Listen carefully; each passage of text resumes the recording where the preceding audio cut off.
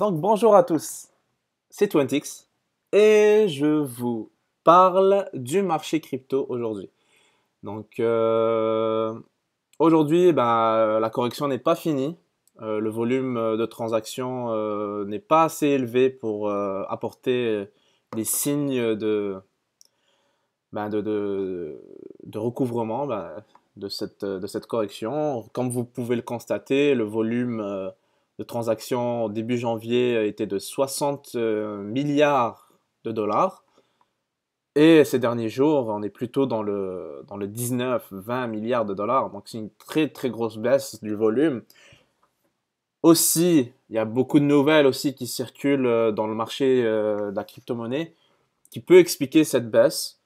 Évidemment, vous avez entendu les régulations en Corée, mais aussi le nouvel an chinois le 16 février. Le 16 février, donc il y a le nouvel an chinois. À chaque année, c'est la même chose. Donc si on regarde, par exemple, on va mettre du 31 2016 jusqu'au 2017, on peut constater, c'est quasiment la même chose, hein. Regardez. On va mettre 2016. Regardez. Ah non, c'est pas ça que je voulais faire. On va mettre 2017. Donc on va voir la différence. Regardez. Regardez. C'est passé de 22 milliards à 14 milliards. Ça, c'est un gros crash là, à l'époque aussi, là. C'est arrivé à peu près au même moment. Puis le marché avait la difficulté à retrouver son volume, comme vous pouvez le constater. Et on va regarder, ça a fini par recouvrir éventuellement après le nouvel an chinois. Regardez. Le nouvel an chinois, c'est à peu près à ces dates-là. Il change à chaque année, donc on ne peut pas dire que c'est le nouvel an chinois, mais ça reste un indice. Et là, ça peut être le même scénario. Évidemment, on ne peut pas se permettre de dire que les mêmes scénarios se répètent. On n'est pas dans la même réalité. Il y a un an, la crypto-monnaie n'était pas aussi mainstream que maintenant. On n'est pas encore mainstream au point que monsieur, madame, tout le monde en parle tout le temps, mais on se rapproche beaucoup plus qu'avant. Là, on va parler d'autre chose. On va parler des nouvelles. On va parler, par exemple, de Facebook qui, qui interdit la promotion. Comme vous avez remarqué, si vous êtes un minimum crypto enthousiaste, vous avez remarqué qu'il y a beaucoup de publicité sur les ICO et parfois c'est souvent des ICO assez frauduleuses, assez merdiques. Donc pour moi, sincèrement, c'est une très bonne nouvelle qu'ils interdisent ça.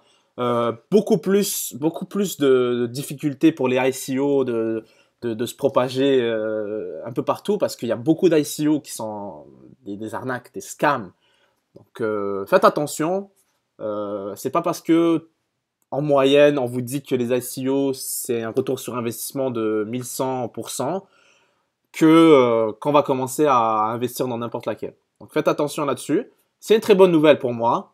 Évidemment, ça va créer un peu de l'incertitude chez les nouveaux investisseurs, mais ça fait partie du jeu. La crypto-monnaie, elle va toujours être mieux comprise par ceux qui s'y intéressent et moins comprise par les investisseurs occasionnels ou des investisseurs qui s'improvisent investisseurs. Sinon, il y a une deuxième grosse nouvelle. Une grosse nouvelle, mais cette nouvelle-là, personnellement, je la connaissais depuis le mois de décembre. Elle n'a pas fait long feu puisque le Bitcoin était en pleine ascension vers le 20 000 dollars. Mais c'est les revenus aujourd'hui. Donc, Tether, la monnaie, la crypto-monnaie Tether, qui est supposée être égale à 1 dollar. Chaque Tether est égal à 1 dollar. Ça permet à certaines personnes de s'évader de la volatilité du marché. Donc, par exemple, pendant le crash de Bitcoin, il y en a qui ont mis leur argent dans Tether. C'est-à-dire que USDT, donc c'est relié au dollar. Mais il y a beaucoup de gens, durant cette correction, qui dure depuis très longtemps, qui se disent, en voyant le volume de Tether monter aussi haut que 3 milliards par jour, 3 milliards par jour, c'est quand même assez élevé et le market cap est de 2,2 milliards. Ça voudrait dire qu'il y a 2,2 milliards de dollars dans leur compte en banque. C'est impossible. c'est peut-être possible, mais ils doivent montrer des preuves. Et ces derniers mois, ils ont montré aucune preuve d'avoir une possession, une aussi grosse part, ben, en un si gros montant. Mais bon, le fait que cette nouvelle, ben, le fait que Tether est encore sur le marché un mois après qu'ils étaient appelés à comparaître, même quasiment 2 mois, laisse présager, ben, selon Charlie Lee en tout cas, que vous allez lire, vous pouvez aller lire sur Twitter. N'hésitez pas. Charlie Lee, c'est l'inventeur de Litecoin. Il est très très très influent dans le domaine de la crypto-monnaie. Regardez, il a 654 000 abonnés. Donc c'est énorme. Et lui, il dit que Tether, c'est une monnaie assez... bah, si Tether c'était une fraude, comme beaucoup de gens le disent, elle serait pas elle serait plus dans le marché. La régulation américaine aurait fait quelque chose pour le stopper. Donc, euh, donc voilà, c'est une nouvelle assez médiocre pour dire. C'est assez. On verra, on verra. Si Tether s'effondre, ça se peut que le marché s'effondre encore plus. Attendez-vous à ce qu'on voit une baisse jusqu'à 8 000 $ déjà. Soyez pas choqués. Soyez pas choqués, soyez jamais choqués. La crypto-monnaie, c'est toujours comme ça. Il y a des cycles que le Bitcoin monte et il y a une correction qui s'ensuit, surtout si le volume est aussi bas que maintenant. Donc ne soyez pas choqués, ne soyez pas stressés. Euh, S'il fallait être choqué, ce serait vraiment assez. Bah, ce serait pas suggéré d'être choqué parce que la crypto-monnaie, justement, le but c'est de rester calme. C'est vraiment un marché volatile, comme vous pouvez le constater, mais faut arrêter. Le marché, il y a 2 mois, il valait 2 fois moins que le market cap actuel. Donc, euh, donc faut arrêter on va regarder par nous-mêmes. Regardez, le marché, même avec le crash en ce moment, il y a 500 milliards de dollars, puis il y a 3 mois, il était à 182 milliards. Il est où la baisse là-dedans? C'est vraiment juste un creux, ça va remonter. Si vous croyez en la technologie blockchain, si vous croyez en des nombreux projets qui existent, si vous croyez que Ethereum, c'est le futur, si vous croyez que Cardano, éventuellement, s'il sort, ça va faire ça va faire une grosse part de marché. Juste maintenez vos positions. Regardez par exemple l'ISC, très bon choix, bah, très bon choix si vous l'aviez.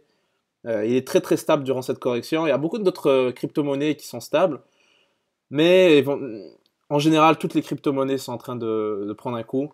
Ne vendez pas à perte, s'il vous plaît. Ne vendez pas à perte. Si vous croyez en la technologie, patientez, tout ira bien. Éventuellement, donnez un petit 2 mois de correction ou un mois dans les pires des cas. Sinon, normalement, à la fin février, on devrait avoir des nouveaux investisseurs qui vont injecter de l'argent dans ce marché et peut-être toucher le trilliard de dollars. On verra. Donc, restez connectés, les gens. Venez me follow sur Twitter. J'ai pas beaucoup de followers. Je viens à peu près de recommencer à tweeter. Je suis, ouais, je suis assez, assez peu. Bah, j'ai juste 116 abonnés. Mister 20X. Donc, ajoutez-moi sur Twitter. Laissez-moi des commentaires.